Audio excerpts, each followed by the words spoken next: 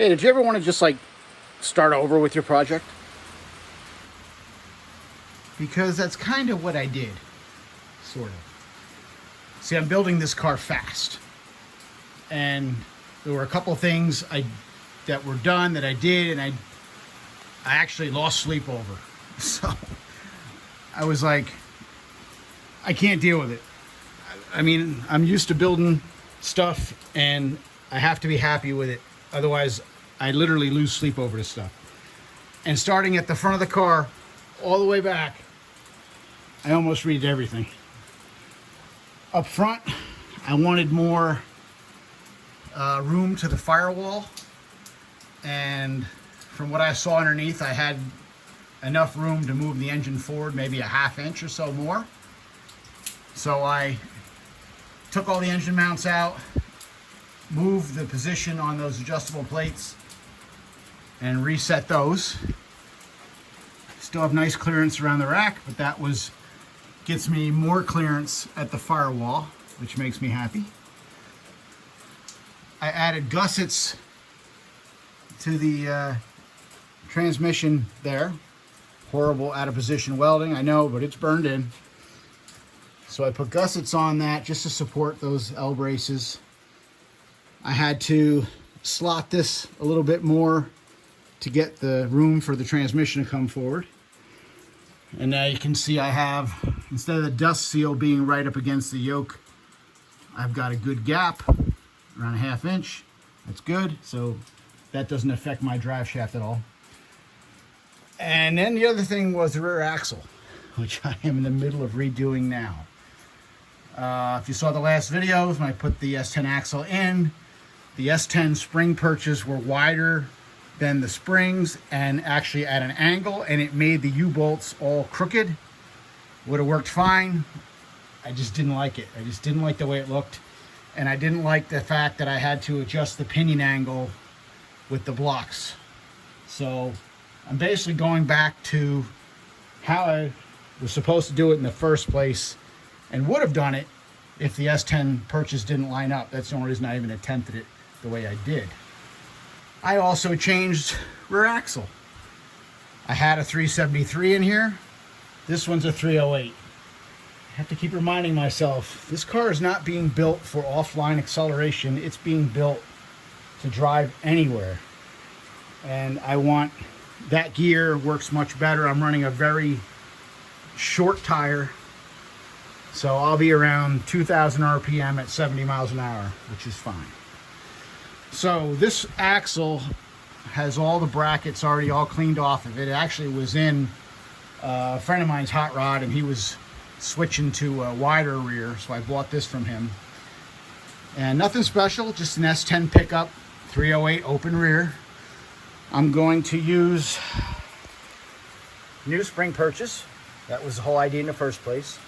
That are 2 inches wide to fit my springs. I notice now that the hole in these is very big, and I think I'm gonna weld that up and make it smaller, because the pin on the axle is only about a ½ inch, and that's a pretty big hole. I think these are made for trailer springs because they're only 2 inches wide.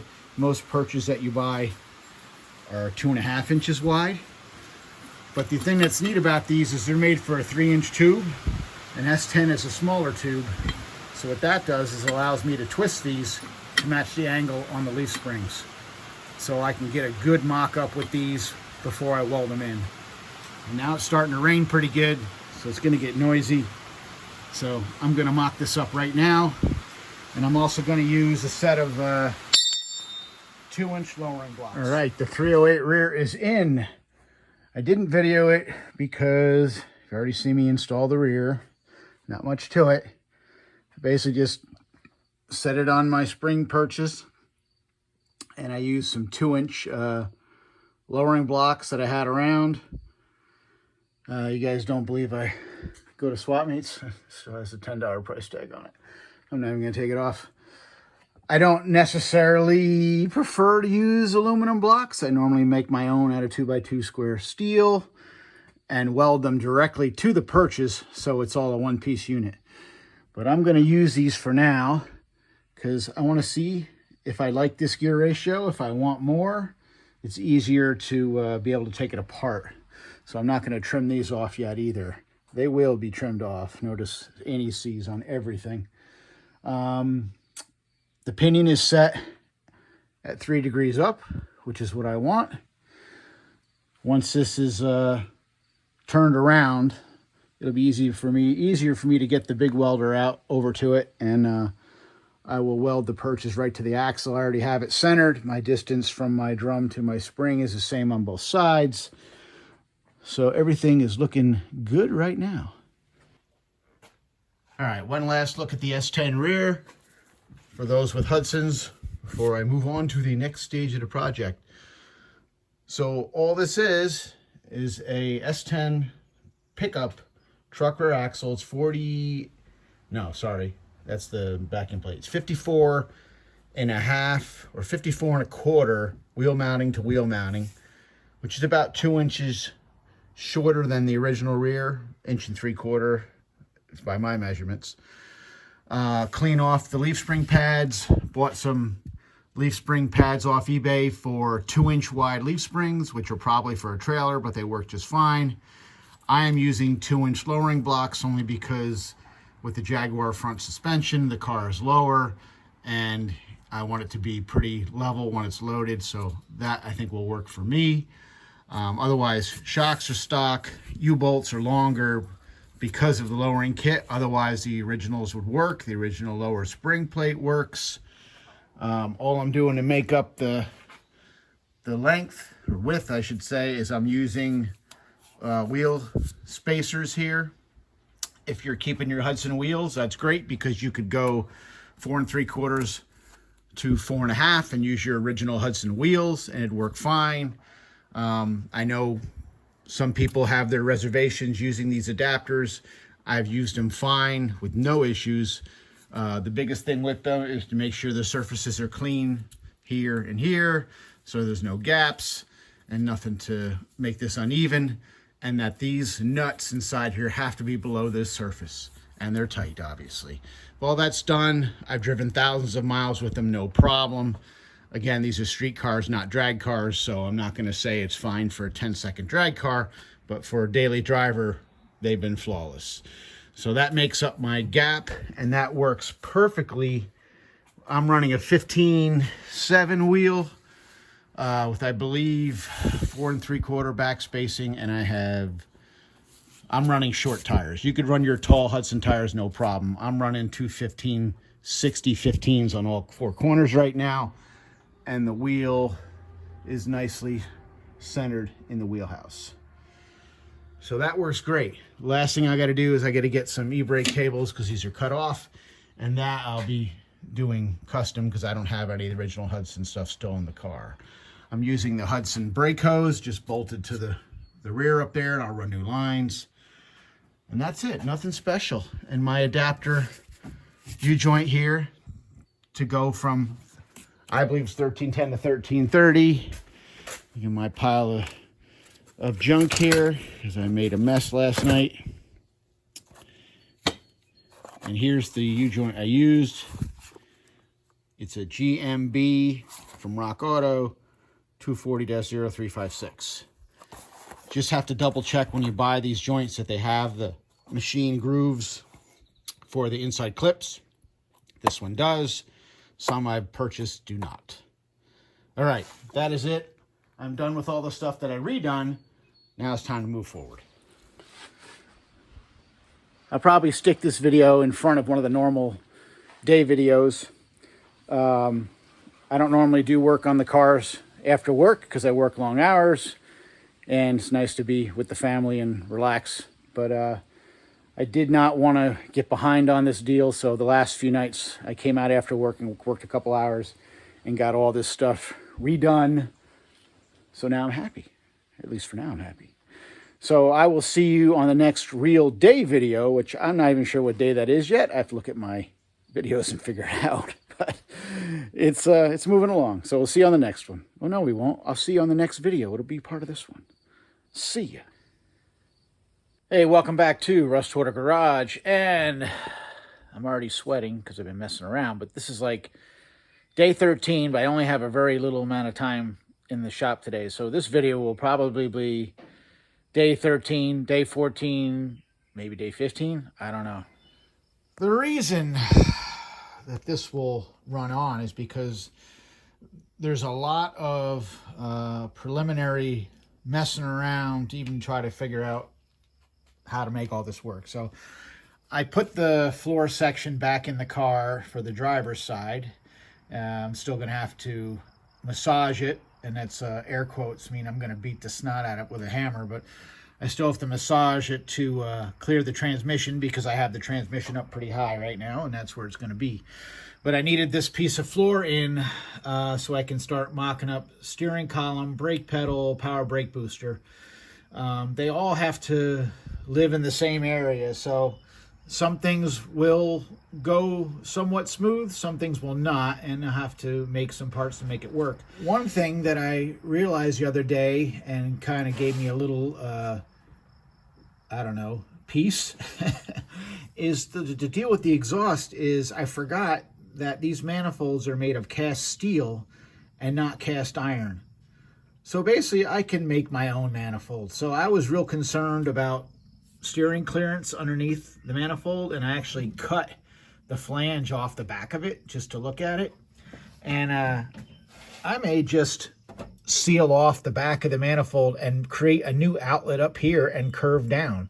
You know, that's definitely doable, since, you know, I'm so used to working with the cast iron exhaust manifolds that really don't lend themselves to being welded, at least not without preheating and cooling it down in sand and all that kind of stuff, which I've never done because I just don't bother.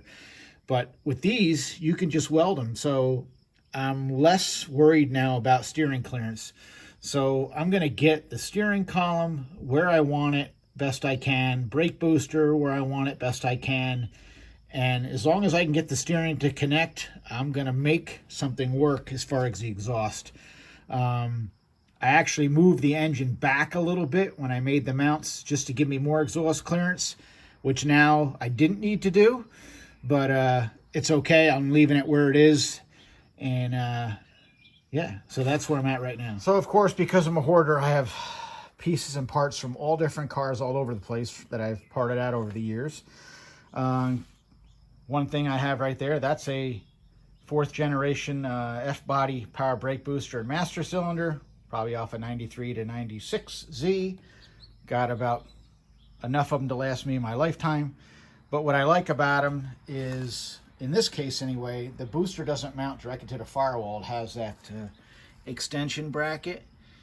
And the reason I thought of that is because of these wiper assemblies that stick off the firewall. It's like, they just make things difficult to get a booster in tight against the firewall. So with that extension bracket, I think I can space the booster off the firewall enough to have enough clearance.